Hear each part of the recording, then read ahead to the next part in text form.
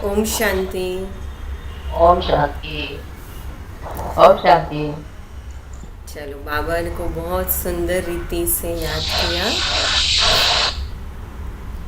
आज बहुत सुंदर दादी का एक क्लास सुनेंगे, और ख़ास करके प्रकाश मणि दादी का और 1982 का, कि जिस समय दादी को किसी ने पूछा था कि कई पूछते हैं कि दादी हम क्या पुरुषार्थ करें, है ना। ब्राह्मण जीवन के अंदर भी हम पुरुषार्थ को बहुत महत्व देते हैं, पर वास्तव में कई बार पुरुषार्थ का अर्थ ही परिवर्तन है, ये भूल जाते हैं।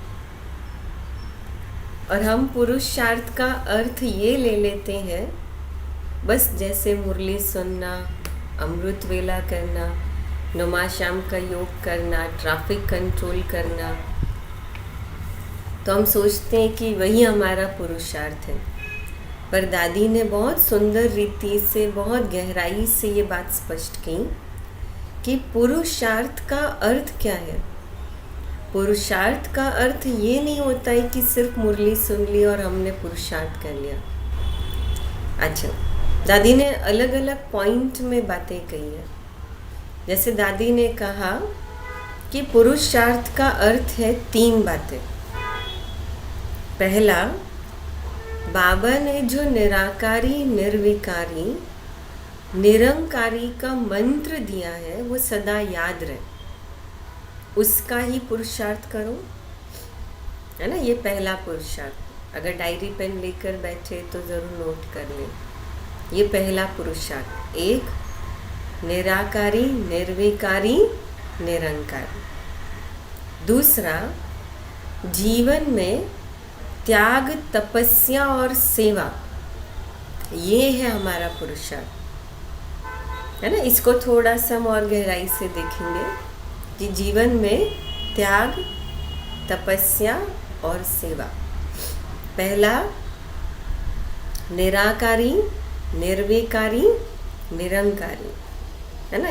और दूसरा है त्याग, तपस्या और सेवा।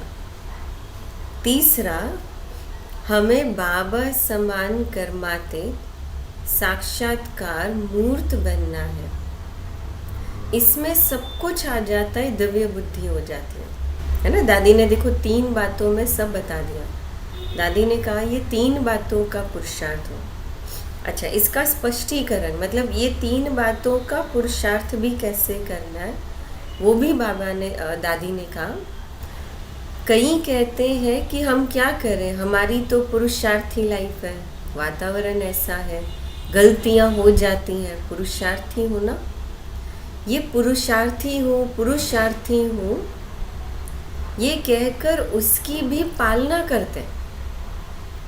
कई बार हम गलतियां करते हैं, गलतियां होती हैं, और सोचते हैं कि अभी हमसे मनुष्य है, इंसान है, और ये तो नेचुरल है, किसी से भी गलतियां होती हैं, हमसे भी भूलें हो रही हैं।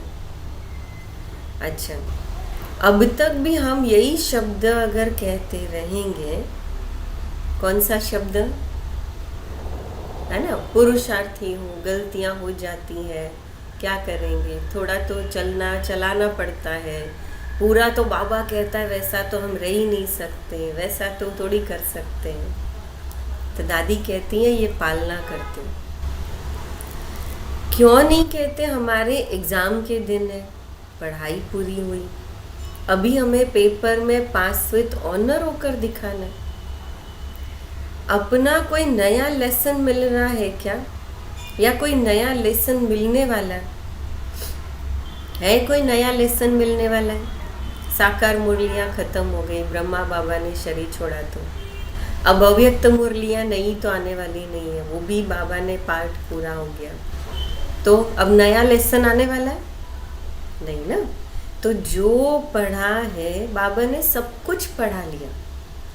मुरली ही बाबा की पढ़ाई है, और उसको जितना रिवाइज करते हैं वो नित नहीं लगती हैं, परंतु महावाक्य तो पुराने हैं। तो पढ़ाई तो हमारी पुरातन से पुरानी से पुरानी चली आ रही है। मन मना भव, देखो दादी ने कितना सुंदर एक ही शब्द में पूरी पढ़ाई कह दी। आदि भी मन मना भव, और दादी ने कहा अंत में भी मन मना भव। आदि भी मन मना भव, हमारे कोर्स का पहला लेसन भी मन मना भव, आत्मा का पाठ, पहला पाठ। और दादी ने कहा अंत में भी मन मना भव, अंत का पाठ भी। अब नया जन्म मिला, वर्षा बाबा ने दिया, और क्या चाहिए? तो बस अशरीरी बनने की मेहनत करनी है। और अभी नुमा शाम का योग करेंगे ना, ये योग की गहरी अनुभूति जितनी हम करें उतनी थोड़ी है, कम है।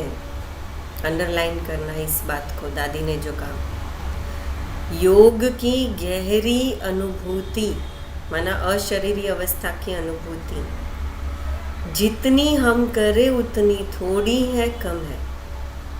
क्योंकि ज्ञान सागर बाबा ने जो हमें गुणों का खजाना दिया है, बुद्धि में वो भरपूर रखे। अच्छा, कई ऐसी ब्राह्मण आत्माएं हैं चलते चलते थक जाते, लेकिन बाबा कभी थकता है? अभी मम्मा के अनुभव सुन रहे हैं ना, जून मास में, जनवरी मास में दादी के अनुभव सुनते हैं ना, चरित्रों को सुनते हैं ना सभी। हमारे बच्चे रोज मम्मा की विशेषताएं रिवाइज कराते हैं, है ना, तो सुनते हैं ना सारे। तो देखो उसमें जब हम सुनते हैं जनवरी में मम्मा के बाबा के चरित्रों को सुनते हैं, तो उसमें हम देखते हैं ना कि मम्मा बाबा कभी भी थकते थे? कभी थके नहीं। तो हम भी बाबा जैसे अथक क्यों नहीं बनते? इसके लिए टाइम पर सो जाओ, टाइम पर उठो, तो थकावट की बात ही नहीं है। लेकिन थकावट तब होती है जब दिल शिकस्त होते हो, अलबेले होते हो, है ना। थोड़ी दिन पहले बाबा ने एक मुरली चलाई थी, अव्यक्त मुरली संडे की, उदासी क्यों आती है। सबने वो मुरली रिवाइज की है ना? नहीं की हो तो वापस करना रिवाइज उसको। उदासी क्यों आती है, जिसमें खास दादी ने भी कहा, तो न हमें अलबेला होना है, न सुस्त होना है। सदा चुस्त रहने के लिए उमंग उत्साह के 2 पंख सदा याद रखो। तीसरा, रूहानी, अपनी रूहानी मौज मस्ती में रहो। कभी कोई उल्टा सुल्टा कुछ कहता भी है तो एक कान से सुनो, दूसरे से निकाल दो। लेकिन दादी कहती हैं एक कान से सुनकर दूसरे से नहीं निकालो, नहीं तो वो अंदर घूम कर फिर बाहर निकलेगा। इसलिए अच्छा यही है कि यहाँ से ही सुनो और यहाँ से ही निकाल दो। जिस कान से सुना उस कान से सुना और उसी से निकाल दो। जैसे इन कान में पानी पड़ता है ना, तो क्या करते? इस कान में पानी गया हो तो इस कान से निकालते हैं, जिस कान में पानी पड़ता है उसी कान से निकालते हैं ना। ऐसे यहाँ से ही सुनो, यहाँ से ही निकाल दो। यहाँ की बात फालतू यहाँ तक भी क्यों जाए, मतलब इधर से इधर तक भी क्यों जाए, उसे निकालने के लिए क्यों टाइम वेस्ट करें? ये भी तो रॉन्ग है ना। पहले सुनो फिर उसको निकालो बुद्धि से, कान से। दादी कहती है उसको निकालने में भी टाइम वेस्ट क्यों करें। अब ऐसी कोई घड़ी न आए जो अंदर बेचैनी, हैरानी महसूस हो। मैं आज हैरान हूँ, परेशान हूँ। अब इस भाषा को समाप्त कर दो। न ऐसी कोई बात सुनो, न हैरान हो। किसी की फालतू बातें न सुनो, न उसका चिंतन करो। हाँ, किसी का मन भरा हुआ है तो जिसकी ड्यूटी है ना, माना जो निमित्त है, जिसकी ड्यूटी है उसके पास सुना के मन को हल्का करें। सब जगह नहीं सुनाना है, आज बहुत डिस्टर्ब, बहुत टेंशन है, लेकिन जिसकी ड्यूटी है, माना जो निमित्त है, जैसे ब्रह्मा बाबा के समय पे ब्रह्मा बाबा होते थे, मम्मा होते थे, हमें किसी की बातें सुनकर उसे टेका नहीं देना है ना। बहुत छोटी छोटी बातें हैं ये, लेकिन दादी उसका महत्व समझा रही है कि हमारा पुरुषार्थ है वो कितना गहरा हो, कि कहीं ना कहीं जो बातें हम सुनते हैं, जो बातें हम इन कानों से हम अपने अंदर डालते हैं, वही बातों का चिंतन हमारे मन में चलता है। और इसलिए दादी ने कहा कि देखो, फर्स्ट पुरुषार्थ हमारा आदि का पुरुषार्थ मन मना भव, आत्मा समझकर आत्मा देखना, और दूसरा पुरुषार्थ हमारा है अंत का भी मन मना भव, अपने आप को आत्मा समझकर बाबा को याद करना। चलो 1 मिनट प्रैक्टिस करते करें। और जैसे अभी दादी ने हमको कहा कि विशेष कोई बातें, किसी की बातें, सुनी हुई बातें भी अपने मन के अंदर कहीं नहीं लानी, और अपने मन को एक बाबा से जोड़ना। और जैसे दादी ने कहा, योग का गहन अनुभूति, और विशेष रूप में आजकल का पुरुषार्थ होना चाहिए अशरीरी अवस्था। और अशरीरी अवस्था तभी हो सकती है कि जब हम अपने मन को इस चारों तरफ के वातावरण से अपने आप को बंद कर दे, डिटैच कर ले।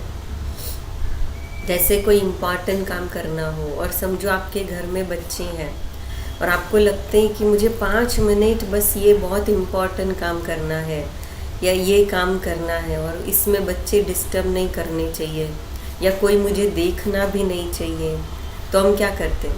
हम एक कमरे में जाएंगे, कमरा बंद कर देंगे, और 5 मिनट में फटाफट वो कार्य पूरा करेंगे, है ना। उसी प्रकार मुझे अपने आप को, जब मैं योग करने बैठूं, तो मैं सोचूं कि मैंने अपने मन के कमरे बंद कर दिए। अब जब मैंने कमरा बंद कर दिया, दरवाज़ा बंद कर दिया, बाहर कुछ भी हो रहा, कोई किधर जा रहा है, कोई कुछ भी कर रहा, मुझे आँखों से दिखेगा नहीं, तो मेरा मन चलेगा ही नहीं, है ना। आँखों से देखते हैं तो मन चलता है ना। तो जब योग करने बैठते हैं तो ऐसे सोचो, ये मन की आँखें के दरवाजे बंद कर दो, और फिर हम आत्मा समझकर अंदर बैठे और सिर्फ बाबा को याद करें। चलो बैठेंगे 2 मिनट, अलर्ट हो जाए।